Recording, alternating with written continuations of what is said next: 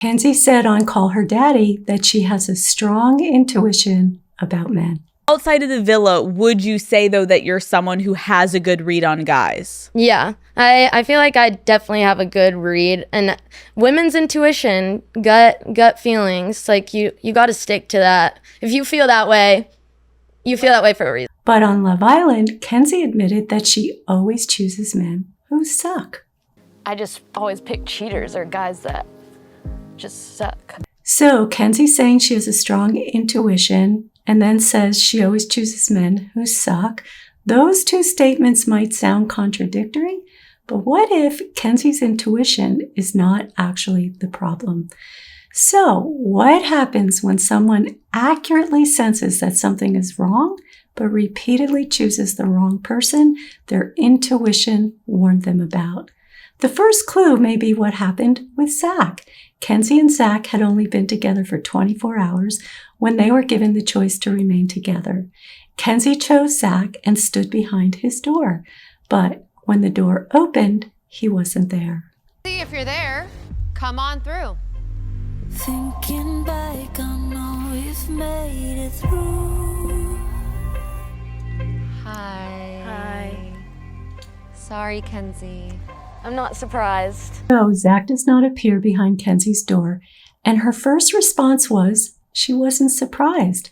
Was that her intuition speaking, or was that because Zach had already told her that he did not normally date blondes? She's been with a blonde girl before. You're joking. Genuinely. You're joking. Most girls I've been with have been like darker features. Yeah. Really? Yeah. So we cannot know whether that was intuition or simply a response to information Zach had already given her, or both.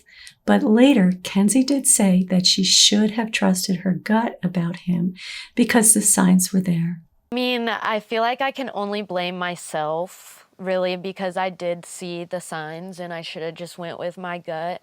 So this is so important because Kenzie is now telling us that looking back, she believed the signs were there. She said she did notice something. She had information that made her question whether Zach would choose her, but she still stood behind his door. And that brings us closer to the real issue. The problem may not have been that her intuition failed to warn her. Kenzie may have sensed that Zach was not fully invested, but hope can make us reinterpret what we already know when we still want the connection to work. Of course, hindsight is always clearer than the moment itself. It is much easier to recognize the signs after we already know how the situation ended. But her reflection supports the same question that runs through this whole video.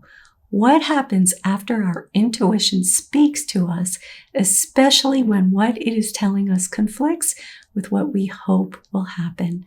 That being said, this happened very early on Love Island. They had known each other for only, I think, 24 hours, and not being chosen in front of everyone could understandably feel painful and embarrassing.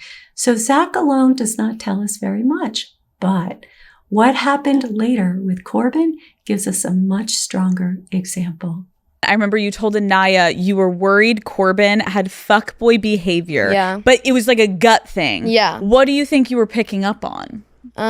Probably like his swag, kind of, and his nonchalantness of just, and then I heard about the kisses, and I was like, Kenzie describes sensing F-boy behavior in Corbin as a gut feeling, and clearly that is not what she was looking for. She wanted a man who was genuinely interested, emotionally invested, and all about her. So why did she override an instinct that seemed to warn her Corbin might be the opposite?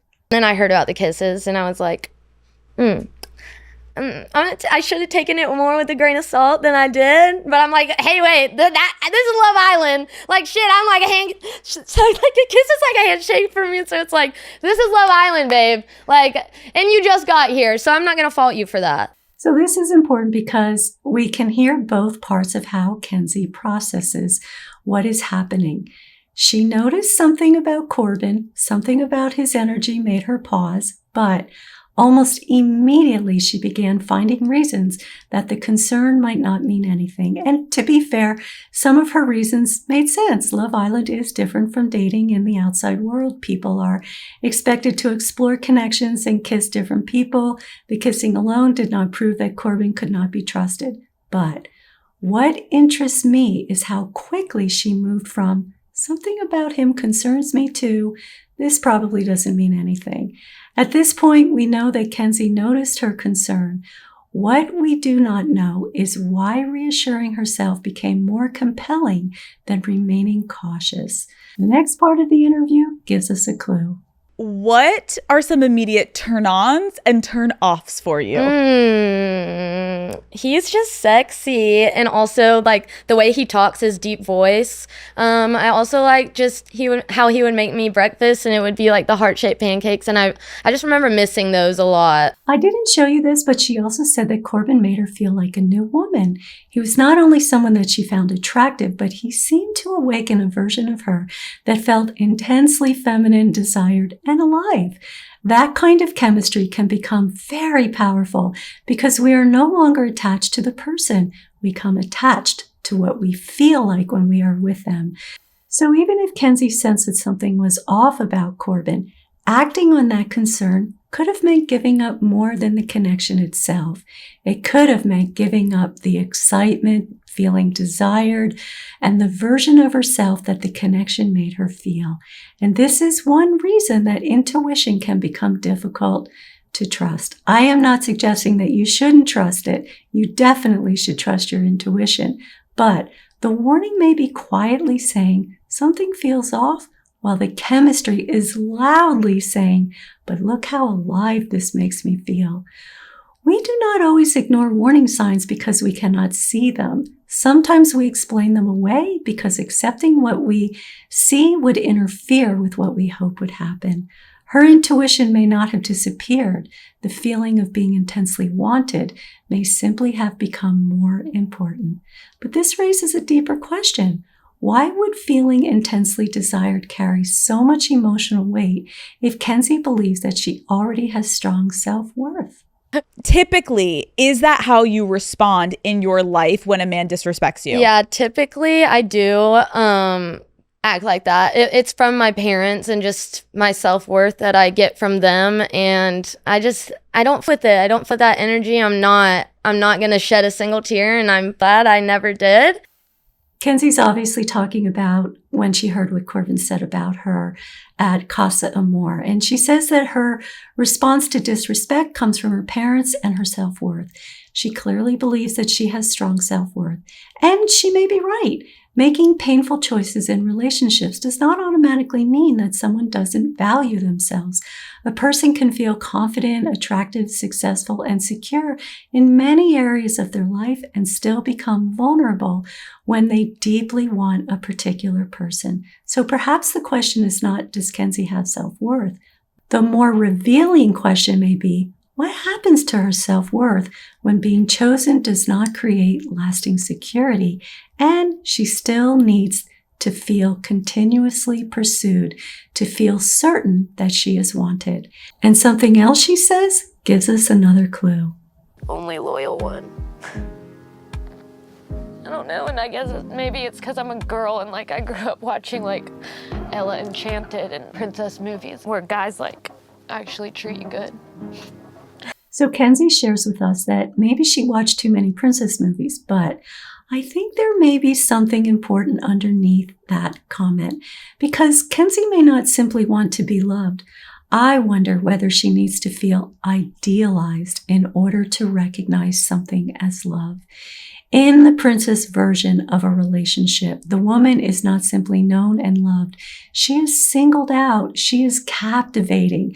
The man pursues her, chooses her above everyone else, and continually shows her that she is extraordinary. I feel like I'm just like being like beat down of like, but I know I'm attractive and I love how I look. Like, I don't know. It's like, I feel like I'm in love with myself. I just want to feel that with someone else. Kenzie says that she's in love with herself and wants a man to feel the same way about her. There's nothing wrong with wanting a partner who admires you. We should feel valued and special in our relationships. But idealization is different from love. Idealization says, you are extraordinary. I am captivated by you. There is no one else I could possibly want. Love says, I see you as a complete person. You are wonderful and imperfect. I value you deeply, even when every moment does not feel magical. That distinction may help explain why intense pursuit seems to matter so much to Kenzie. I like to feel like a gazelle and like a lion is kind of chasing after me a little bit, you know? It really is just like the little things for me. Like Sean will come up. Kenzie does not seem to want a man who is merely interested in her. She wants the pursuit to feel intense and unmistakable. In the lion and gazelle image, love seemed to be tied to the ongoing thrill of being pursued, the feeling that he continues to desire her and repeatedly shows her that she is the one he wants. And she may have another reason for expecting that kind of pursuit. Let's watch. So him and my mom, like they go on dates every single week. He pursues her all the time. And I know my man will do the same thing. And So Kenzie describes her father as continuing to pursue her mother and taking her mom on weekly dates. Kenzie grew up with a father who cherished her mother. That may have given her a healthy expectation that she deserves respect, effort, romance, and a man who remains engaged in the relationship. But she may also have formed a very specific picture of what being loved should feel like and look like. The right man will pursue me consistently, make me feel extraordinary, and rarely leave me questioning whether I am the woman he wants. That could make the normal moments when a partner seems distracted or less affectionate or not quite as engaged feel much more upsetting than they really are. Because when being intensely desired becomes the proof that you are loved, normal moments of disconnection can feel much more threatening than they actually are. Every relationship will include times when a partner feels distracted, stressed, less expressive, uncertain, or emotionally further away. And that does not necessarily mean the love is gone or that you are no longer wanted. But when your idea of love is built around constant pursuit and reassurance, those ordinary shifts can feel like rejection. And next, listen to what Kenzie says in the interview about what she expected when she entered Love Island. I feel like naturally it does make you compare yourself. It made me feel like not as beautiful, because I was thinking that I was going to have like a Aaron and Kayla situation where I just met my person, and seeing that happen right in front of me. And then, like Zach bringing Kata back right away. It definitely made me feel a certain type of way. Kenzie says that watching the men choose other women made her compare herself and temporarily feel less beautiful. She also says that she expected an Aaron and Kayla type experience in which she would immediately meet her person. There are two different important things happening in that clip. First, Kenzie says that when the men chose other women, she began comparing herself and did not feel as beautiful. She may genuinely love herself, but we can see that romantic rejection still affected the way she experienced herself in that moment. She did not only think, Zach prefers someone else, she began comparing herself to the women on the island and wondering what they had that she did not. And then she tells us that she expected to enter Love Island and immediately meet her person. That expectation matters. She was not only entering the villa hoping to meet someone interesting and slowly discover whether they were compatible.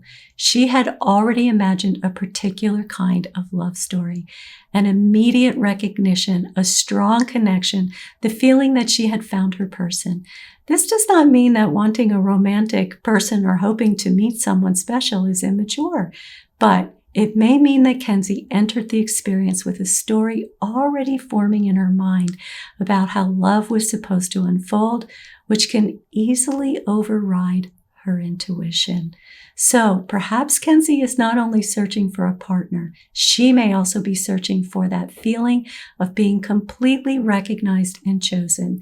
And when being chosen carries that much emotional meaning, the relationship can begin to represent more than the person who is actually in front of us. It can represent the story that we have always hoped would happen. That is where idealization can begin. Idealization does not mean that everything about the connection is imaginary. The chemistry may be real, the attraction may be real, the pursuit may even be real, but we can begin giving those experiences more meaning than the relationship has earned or even the person has earned. And Kenzie gives us a vivid example of how quickly she can imagine her future with a partner. Thinking about it, obviously I knew you just got out of the villa, but where do you hope you are a year from now when the next season of Love Island starts? Hopefully, be boyfriend, girlfriend. I want to maybe one day have surf babies. Okay. I told him, I was talking to him last night. I was like, I want to have 5. He's like, 5? I'm like, yes. And then we're going to adopt too. So Kenzie imagines being in Hawaii with Dylan, becoming boyfriend and girlfriend, having surf babies, having 5 children, and adopting. Kenzie may be speaking playfully here, we don't know, but she creates a very detailed picture of a future with someone she had only recently met. She imagines being in Hawaii, a relationship, children, an entire life together. And there's nothing inherently wrong with imagining a future with someone. It can be exciting and it can be hopeful. But when we become emotionally attached to that imagined future, something changes. We are no longer responding only to the relationship we actually have. We are also responding to everything that we believe the relationship and the future could become. And also part of the challenge is that you are looking to your future rather than building a strong foundation in your relationship. A warning sign no longer threatens only the connection, it threatens the future that she has already begun imagining and the hope that this may finally be the person who chooses her completely. That may be why people sometimes explain concerns away so quickly. They are not only defending the other person, they may also be protecting what they hoped the relationship would become. Because there is another part of this pattern that I think is important. What happens when the fantasy finally collapses? That little tiff, I didn't talk to him for a week straight, and I wouldn't let him look in my eyes. That is true. So we know that Kenzie is talking about Zach, and she didn't talk to him for a week. She had only known Zach for 24 hours, but after he chose someone else, she stopped speaking to him for a week. What is interesting is that she is on Love Island, and she said that she should have listened to her gut about him. So perhaps the issue was not only that she failed to listen to the warning signs of her intuition, it may be that part of her still hoped the story would unfold differently, that Zach would choose her, confirm that she was the one he wanted, and fit the kind of romantic story she had imagined from princess movies and coming into Love Island. And when he did not, she was not only dealing with disappointment, she was also confronting the collapse of the fantasy that she would be immediately recognized, pursued, and chosen above everyone else. And instead of using that moment to become more curious about what her intuition had already been telling her, she shut Zach out for a week. That may show how difficult it can be for her to trust her intuition when it conflicts with the deeply held hope of being idealized. Said, I'm going to wear black for his funeral today. I am never talking to him again. Typically, is that how you respond in your life when a man disrespects you? Typically, I do act like that. I'm not going to shed a single tear. Would you hit him with the block? Blocked. Straight away blocked. I'm done. Yeah, cold turkey, bye. There is something healthy in refusing to continue accepting disrespect. A boundary may have been exactly what Kenzie needed with Corbin, but a boundary and emotional cutoff are not the same thing. A boundary says, you cannot continue treating me this way. Emotional cutoff says, I cannot allow myself to feel how much this affected me.